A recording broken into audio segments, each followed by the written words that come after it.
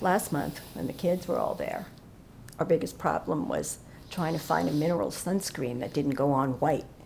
And we said that to him the other day. I'm like, do you remember last month when that was our biggest problem? And now look how things have changed overnight in the blink of an eye. It's insanity. Tell me a little bit about the last week. It was a difficult week all the way around. It was one of the strangest weeks I think I've ever encountered.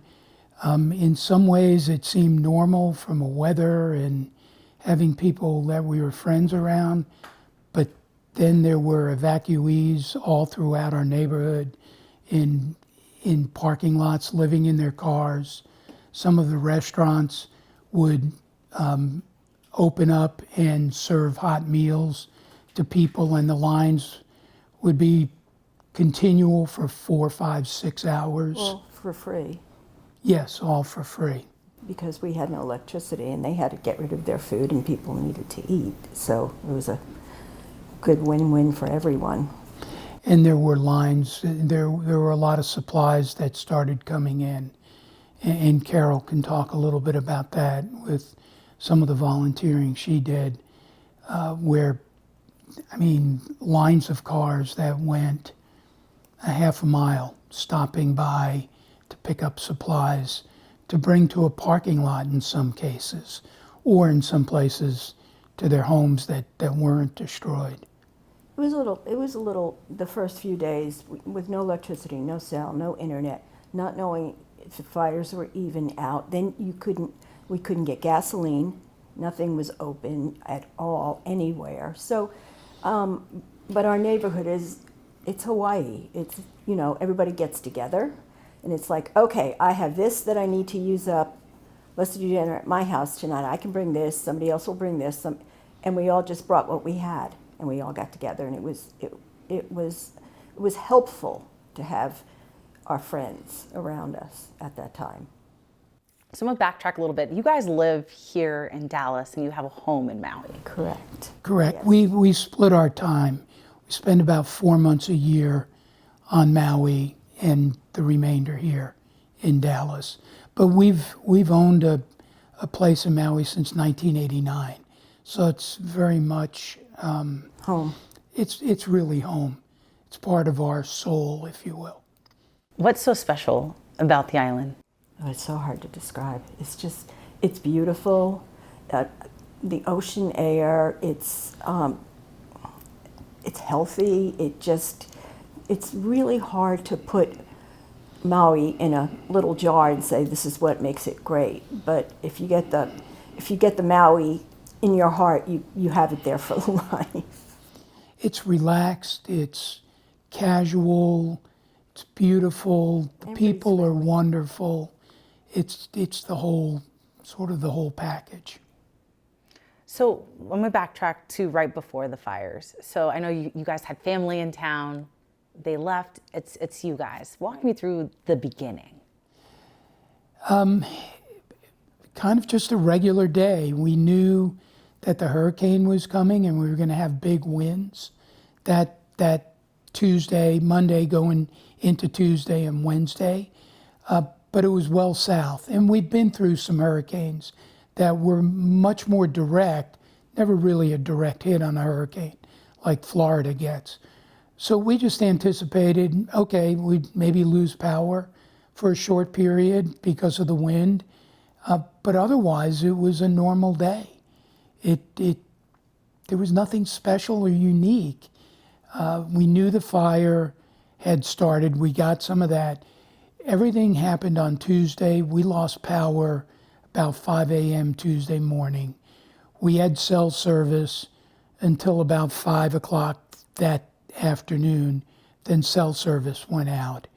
Up until then, it was pretty normal. I mean, we were driving down to Lahaina to go to the Safeway and get some food for dinner, and traffic stopped as we were getting there. And then all of a sudden, what light smoke was there, and they had said they had some control over the fire, all of a sudden turned black. And we looked at each other and said, I think we should probably turn around. And we weren't much more than 1.5 or 2 miles from the heart of Lahaina. And that's really when the fire started spreading. So we just headed back and, again, didn't think a lot about things. Shortly thereafter, we lost our phone service and went to bed. And the next morning, in fact, I got up early and we didn't have electric, fully expected to have our electric back. Decided to go a little bit south to see if they had electric or cell service. Got in the car, exited our neighborhood, and there were cars on the side of the road. Again, didn't really register. And then about a half mile down the road is a little shopping center and a school, and it was packed with cars. That's when it really hit me. They had all evacuated to the north, to our area, to escape the fire. Turned around, got back home, and that's when the neighborhood all started coming out and starting to talk about who had heard what.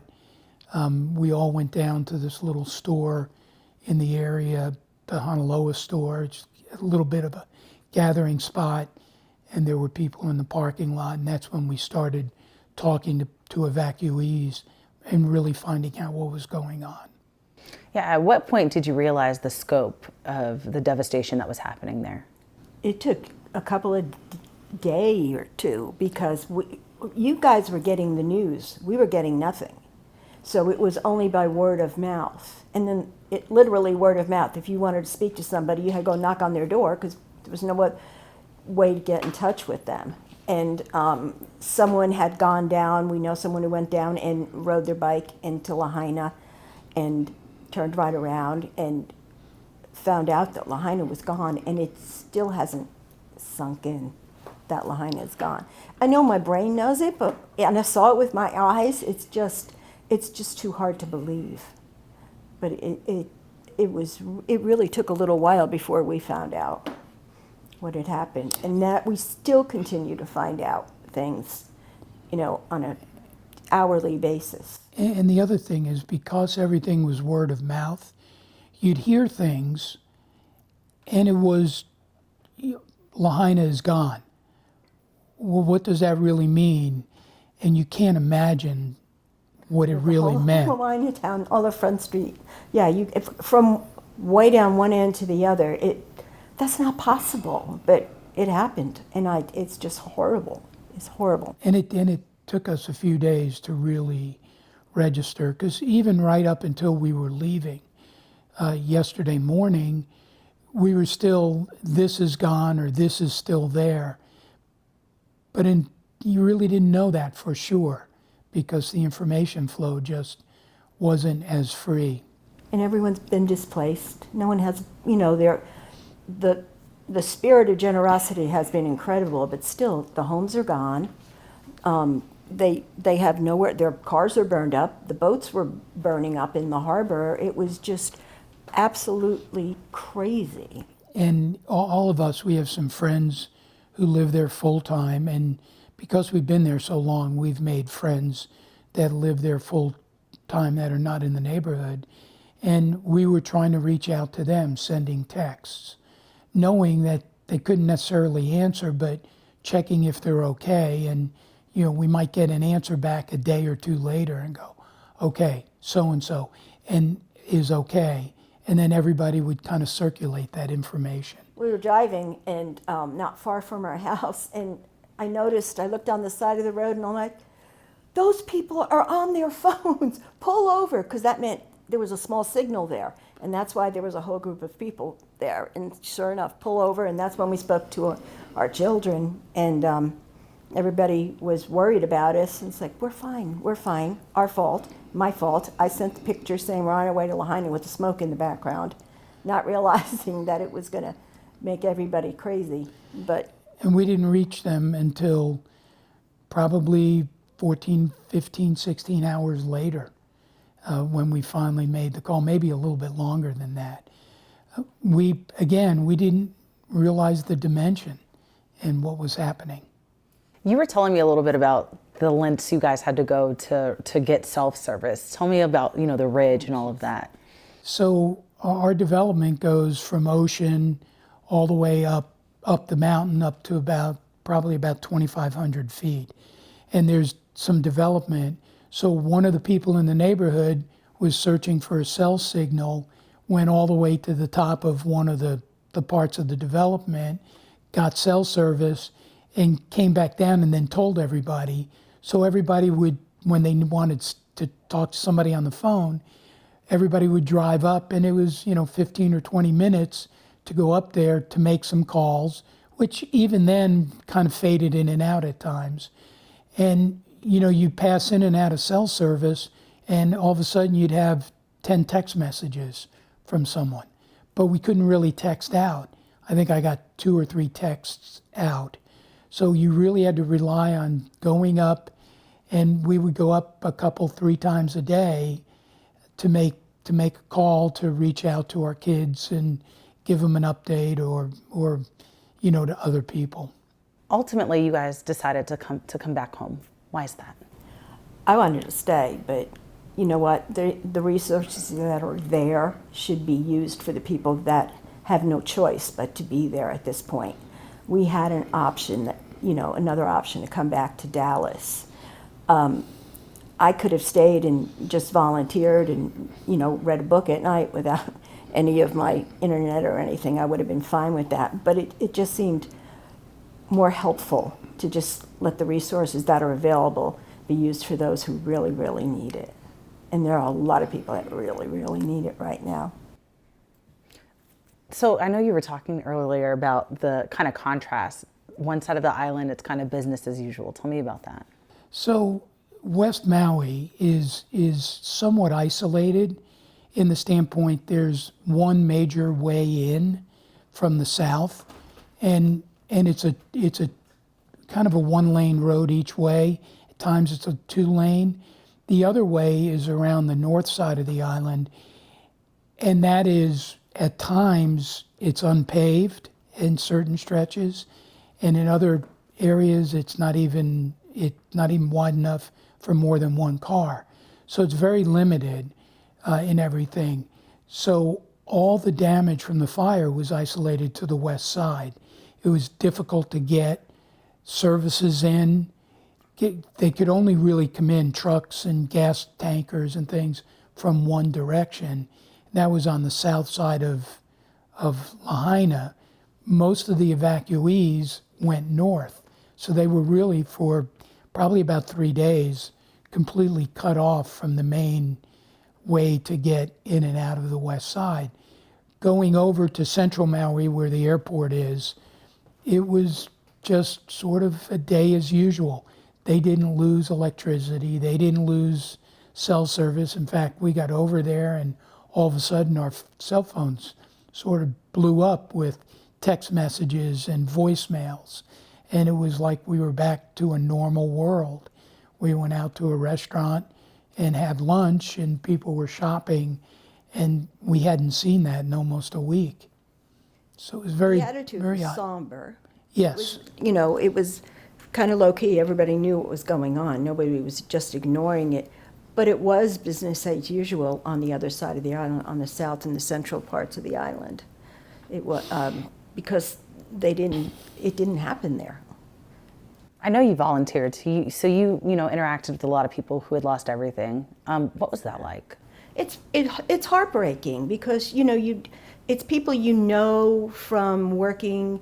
Maybe they worked in a shop that you go to, or a restaurant, or here and there, and they're alive and they're grateful, but they have nothing. I mean, you just wanted to give them everything that you could, do whatever you could for them, and some of them were actually sleeping in their cars in a park, so because they had nowhere to go. I mean, we actually had a friend who drove to the other side, picked someone up at the airport, couldn't get back, and had to sleep in his car for a couple of nights in the Target parking lot or the airport parking lot because he couldn't get back to the west side. The need is great, but everybody that's there is trying to help fill in as much as they can. We went to the vet yesterday. Our vet is no longer there because of the fire. And so we went to another location of theirs, and it's just the lobby was filled with dog food and leashes and collars. And if anybody needs anything, just take it. Just take whatever you need, because everyone from the west side had to come over and use that vet. So supplies are coming in. They're wrestling with getting them distributed. There's 4 or 5 places, major places now, and it's settled down. They seem to have enough people to get things distributed, but in a sense, this is the small part of the rebuild, because there has to be people to be housed. They have to find housing for those people. At Kapalua is a Ritz-Carlton and a Montage. We know the manager of the Ritz-Carlton well.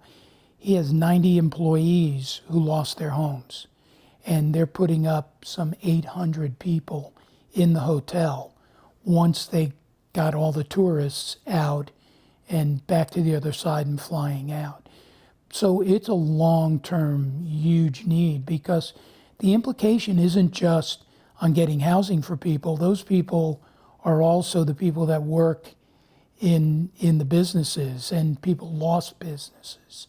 So it's going to be a significant long-term rebuild for particularly West Maui, but Maui in general. One of the other issues is right now, tons of water. They have tons of water, but they're trying to figure out how much they should give, because Lahaina and Kula, which is upcountry where there was another fire, you cannot drink the water, you cannot boil the water. It has too much chemical from the fire retardant in it, and you can't get rid of that. You can't brush your teeth with, no matter what, you have to use bottled water. And this is going to be going on for a long time. This is not something that's going to be over next week or the week after that. So they have to figure out how much to give people and still have enough coming in to have supply down the road. And ultimately, it's an island, so everything comes in by water, pretty much. I saw somebody on a jet ski bringing supplies.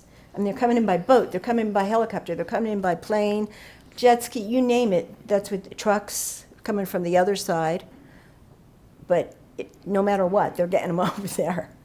Yeah, and there's an airport in West Maui that's a commercial airport. Obviously, all commercial flights have stopped, and that's what they're using to fly supplies in to the side of West Maui that's kind of on the other side of Lahaina from the main route in. And what they've done is they've taken the main route in, and that's emergency personnel coming in and supplies and outgoing, and then the back way, we call it, the 1-lane road at points, that's for residents who've gone to the other side to pick up groceries or get gas or whatever. They can come back that route, but they have to show that they have a residence and a reason to come back. And talking to your friends over there, have they said anything about what they might need from people on the mainland? Right now, I think everybody's still a little shell-shocked, and it depends on the degree. Fresh fruit is great, but there are people that need clothes, just everything. When we were doing the giveaway, it was everything from baby diapers to dog food. To one of the farmers brought down his truck full of fresh produce, and that was like gold. Lots of canned goods, obviously. I don't know. I think the charities are kind of pinpointing what they need, but the people right now are just kind of a little dazed and just taking what they can get. I think the main help is going to be financial donations, because as we said, there's a lot of goods coming in, and they'll continue to come in for some period of time, but ultimately the big need is financial help to help get people into permanent housing and to rebuild. Is it Hawaii Strong? Yeah, there's a Hawaii Strong website, which is part of the Hawaii Community Fund, and they seem to be extremely active. Obviously, some of the major Red Cross. Red Cross and folks like that are very helpful too. But you know, it's difficult to pin exactly. You can't really send anything over. You can't send a truck from Dallas and drive it over and it's full of water, because it all has to come by pretty much by sea to get there. So I think the financial needs are probably the best way to help. Yeah. When I talked to your daughter on Friday, she was talking about, you know, the fact that Hawaii is so isolated. It is, yeah. And, you know, just logistically getting stuff there. Yeah. It's the most and bad. yeah, it's the most isolated populated islands in the world. When they're smack dab in the middle of the Pacific Ocean. We started going to Maui in 1983 was our first vacation there. And we haven't stopped. And we bought our first condo there in '89. And then we sold it and bought a little bit bigger one. And then our kids got married and started having grandchildren. It's like, okay, he said, we need to build a house. So we did that about 10 years ago. But I mean, I don't think, there's been 1 year, I think the COVID year. No, we were there at the beginning of the so year. there hasn't been a year since 1983 that we haven't been on Maui. Yeah, I At least mean, a portion of the time. our kids, our son, who's now 41, his 4th birthday was on his first trip, and our daughter was just shy of 2. And now our grandkids, and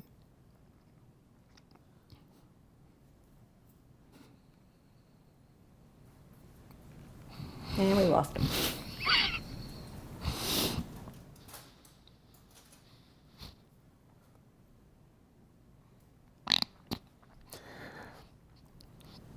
A tissue? no, I'm good. Okay. I think those memories. Yeah.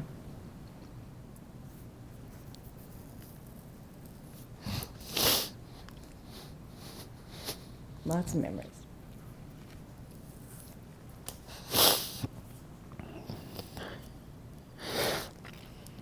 Last month, when the kids were all there, our biggest problem was trying to find a mineral sunscreen that didn't go on white. And we said that to him the other day. I'm like, do you remember last month when that was our biggest problem? And now look how things have changed overnight in the blink of an eye. It's insanity. But that's life. Yeah, a week ago we were waking up without electricity and thinking, okay, it's a short-term issue. But those memories are the hardest thing. So on lists of the crazy events that have happened since you've been there in '83, I mean, it's safe to say that This is nuts. Yes. We've been through a lot of hurricanes there, but they always wind up being nothing. Tsunami warnings, they always wind up, an inch of water comes up. Or this has been insane, and it wasn't even one drop of rain. I mean, this is absolutely, we were even there when, it was a couple of years ago, we woke up to them telling us there was a nuclear threat. There was a bomb heading our way. This is From not North a drill. Korea. And all of our phones went off at the same time, and like, well, what do we do now? You guys We were there were for there. that? I still Oh have my God. I still have the message on my phone. I saved it. This is not a drill. I want to know, was that scary? Oh my God. But it was, but you couldn't. You really couldn't. It was like, is this real? And friends were calling us saying, okay, fill up your bathtubs, close all your blinds. I'm like, is that really going to do anything for us? And from my perspective, if they're aiming for Hawaii, they're aiming for Oahu. Yeah. And that's a little bit of distance away. So my biggest fear was they didn't shoot straight. So, but there were people there were guys, the old surfer dudes sitting there going, it's fine. And then there were fathers putting their kids down sewers so they could be safe. And it was just the whole plethora. I think, looking back, that was pretty funny. But at the time, it was crazy. But that only lasted a few minutes. I think this is Oh, by far. the craziest thing ever. And and it's the most tragic for sure. Oh, no question. Yeah. There was a pretty big fire in Lahaina several years ago, nowhere near this dimension or destruction or breadth or scale. But we actually weren't there when that fire. So we were here texting and calling our friends over there. We were there when the one with my parents in the car. We couldn't get through to Lahaina because of the fire in the poly. Yeah, we flew in and her parents were with us, and we tried to get across and the road was closed because of a fire. So we turned around and checked into a hotel. And as it turned out, they opened the road, got the fire under control, and we were able to get through that evening. But so there's been wildfires, and because of the limited access, if they're in the wrong spot, it can shut down the road and access. And there's not a lot of distance between the mountain and the ocean. So and especially it becomes on the leeward side of the island. So unless you've had a good rain, it tends to be fairly dry. I have one more question. Yeah. When you guys look at have you guys seen the comparisons, the before and after comparisons? Some of them, yes. When you look at those, what do you think?